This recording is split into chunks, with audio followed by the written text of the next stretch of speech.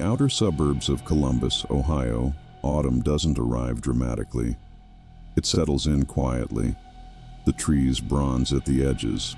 Lawns grow brittle. The evenings cool just enough for people to close their windows and turn inward. It was the kind of neighborhood where garage doors opened at 6:12 p.m., almost in sync. Where porch lights came on before sunset. Where people felt safe enough to leave bicycles unlocked. Alsa Thompson grew up there. Her house looked like the others. Neutral siding, modest yard, a porch that shifted under weight. Nothing about it suggested volatility. Inside, though, life operated more like a relay shift than a family. Her father left before sunrise. Her mother returned after dusk. They overlapped in fragments, passing conversations about bills, schedules, responsibilities. Alsa learned early how to occupy space without disturbing it. At Jefferson High School, she wasn't invisible because people disliked her. She was invisible because she required nothing. She didn't cause scenes. She didn't excel dramatically. She didn't fail loudly. She existed in the margins of group photos. She didn't need attention, her English teacher once reflected. But she didn't seem to want connection either. In hindsight, people often reinterpret quietness as mystery. At the time, it just felt like personality. Until November. That was when an 18-year-old community college student vanished after leaving a bus stop less than 2 miles from Alsa's street. Flyers appeared on telephone poles.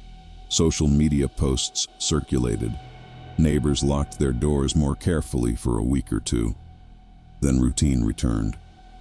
But something had already shifted beneath it. Months before the disappearances, there were conversations that didn't quite land right. In psychology class, when the topic turned to conditioning and behavioral response, Alsa leaned forward. "What makes someone trust a stranger quickly?" she asked. The teacher interpreted it as engagement. Later, during a casual lunchroom debate about crime documentaries, someone joked that criminals were sloppy. Alsa responded calmly, "Most of them get caught because they overestimate themselves, or they talk." It wasn't menacing, it wasn't theatrical, it was analytical. Teenagers say strange things all the time, but analysis without empathy can sometimes be mistaken for intelligence alone. At home, her laptop history would later reveal searches about forensic time windows, rural soil density, and how long phone batteries last after manual shutdown. Prosecutors would frame it as preparation. Defense attorneys would frame it as curiosity fueled by streaming documentaries. Both interpretations could coexist. The second disappearance changed everything. Another young woman, similar age, similar transit pattern. Again, a phone going dark within minutes. Detective Aaron Molina from the Franklin County Sheriff's Office began mapping timelines on a whiteboard in a small office that smelled faintly of stale coffee and printer toner. Patterns are rarely obvious at first. They emerge slowly, through repetition. Traffic camera footage placed a dark sedan in overlapping proximity both nights. That sedan was registered to the Thompson household. When officers visited, Alsa's father seemed more confused than defensive. "She borrows it sometimes. Work. Studying. I don't track the mileage." Alsa agreed to speak voluntarily. She sat upright, hands folded loosely, voice level. "I was probably home," she said, "or out studying. I don't really keep track of exact hours." Her heart rate remained stable. No visible anxiety spike. Investigators know that fear does not always equal guilt, and calm does not always equal innocence. But composure under scrutiny is something they notice. The discovery came on a gray March morning.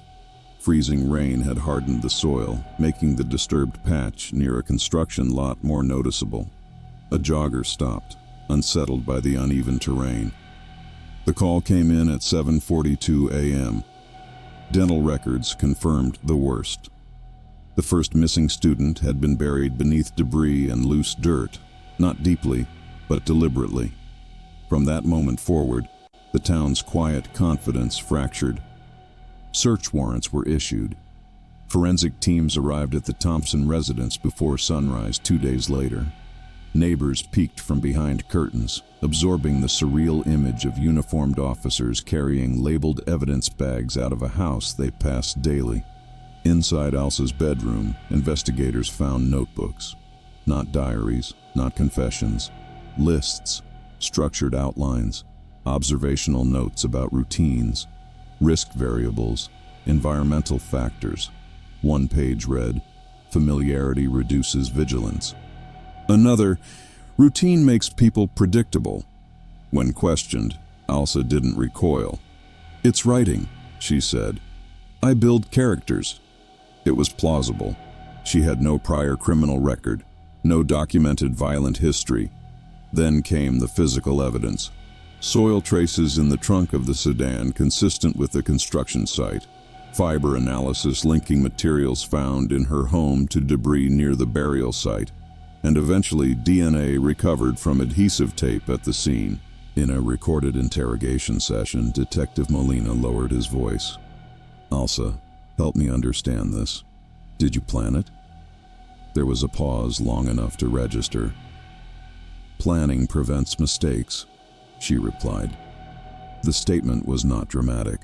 It was measured, but it shifted the psychological atmosphere in the room.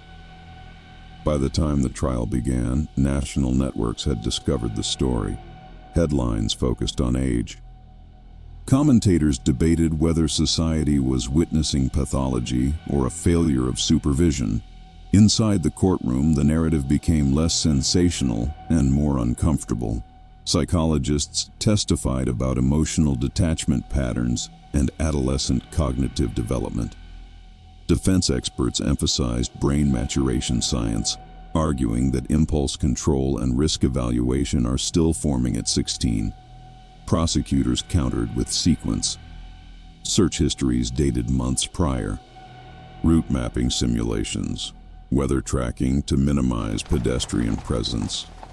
Surveillance stills of the sedan at calculated intervals. Intent became the central battlefield. Was this impulsive escalation or structured repetition? When Alsa took the stand briefly during sentencing, she did not cry. She did not perform remorse in ways media cameras expected. The judge addressed her directly. "You understand the severity of what the jury has determined?" "Yes, Your Honor." Her tone did not rise or falter. The jury returned a guilty verdict on multiple counts of first-degree murder. At 17, she became one of the youngest individuals in modern U.S. history convicted in a case meeting serial homicide criteria. Outside, cameras flashed. Inside, the room felt unusually quiet. Years later, criminologists still reference the case in lectures about developmental psychology and early-onset violent behavior. The youngest label remains debated. Historical cases complicate definitive claims. Definitions vary across jurisdictions and eras. But the more pressing conversation extends beyond record books. How does calculated violence form within an environment that appears stable? How do early indicators dissolve into normal teenage eccentricity? How many warning signs look harmless in isolation? Alsa's mother once offered a brief public statement. "We didn't see anything that felt urgent." That admission resonates more deeply than any headline, because what unsettles observers most is not theatrical cruelty. It is the subtlety that preceded it. A family functioning on staggered schedules, a school interpreting silence as compliance, a neighborhood equating routine with safety. Today, inside an Ohio correctional facility, Alsa reportedly maintains consistent behavior. She attends counseling. She reads extensively, law, psychology, ethics. Staff evaluations describe her as cooperative, introspective, emotionally restrained. There are no outbursts, no dramatic transformations, no definitive psychological closure, only documentation and a lingering question. Was she the youngest serial killer in U.S. history? Perhaps. But the more enduring reality is this. Violence does not always erupt from chaos. Sometimes it develops in order, in quiet, in routine. And by the time it becomes visible, the structures that allowed it have already been in place for years. There is a particular kind of silence that follows cases like this.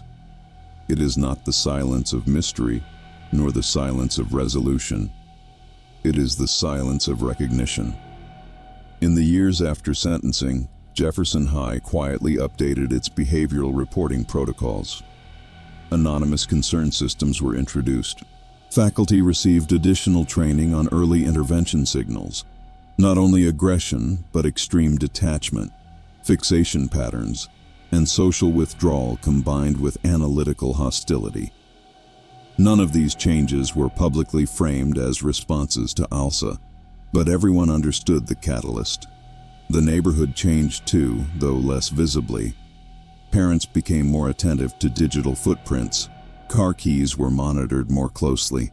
Casual remarks, once dismissed as dark humor, were met with longer pauses. Trust did not disappear, but it became conditional. Detective Molina retired 3 years after the trial. In a recorded interview for a criminal psychology symposium, he reflected on the case with measured restraint.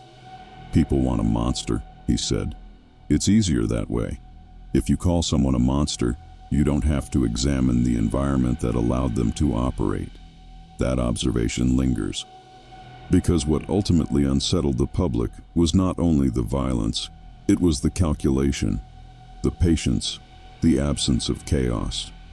In correctional evaluations, Alsa has reportedly expressed intellectual acknowledgement of harm, though clinicians note a continued difficulty accessing emotional depth. Whether that represents psychological limitation, defense mechanism, or something more complex remains debated among specialists. There is no cinematic ending to this story. No sudden confession revealing hidden motives. No final revelation that reorders the facts. Only records, testimony, consequence, and a town that now understands something it once believed could never happen there. Ordinary places are not immune. They are simply untested until they are not.